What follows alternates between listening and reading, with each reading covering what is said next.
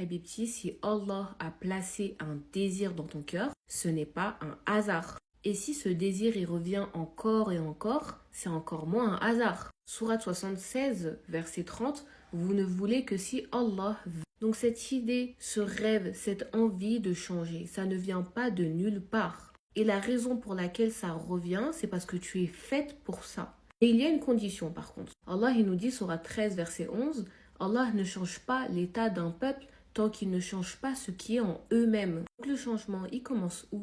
Il commence à l'intérieur. Il faut que tu saches que lorsque tu changes tes pensées, donc si tu commences à penser plus positivement, tu vas chercher le positif, ça va venir influencer tes émotions. Tes émotions, elles vont changer positivement. Tu vas te sentir mieux. Tu vas dégager de meilleures émotions, de meilleures vibrations. Et ça va influencer ta personnalité. Parce que la personnalité, en fait, c'est le lien entre les pensées et les émotions sur la durée. Ta personnalité, c'est ce qui fait ta personne. Et donc, ta personnalité, elle va changer et ça va influencer tes actions.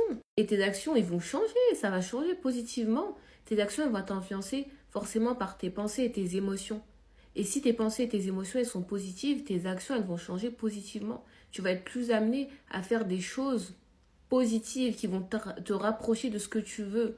Ton comportement, il va changer. Et à la fin, en fait, c'est ta vie qui va changer. Pourquoi? Parce que quand tu vas changer ton intérieur, tu vas faire une doigt à Allah et que tu vas être convaincu qu'il va te répondre et que tu vas agir sur terre comme s'il a déjà accepté ta doigt. C'est toute ta vie qui va changer. Allah, il va te mettre les bonnes opportunités, les bonnes personnes. Et même toi, tu vas te poser, tu vas dire, attends, peut-être que je suis dans un rêve. Pourquoi cette personne, elle m'appelle pile poil à ce moment-là, au moment où j'ai besoin de... Non, c'est pas un hasard. Tu l'as demandé au Seigneur de l'univers.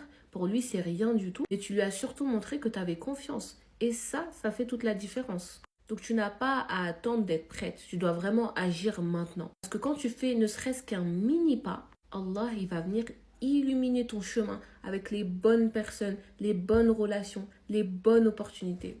Tout se déroule en ta faveur. Allah, il fait en sorte que les choses roulent pour toi et non pas contre toi.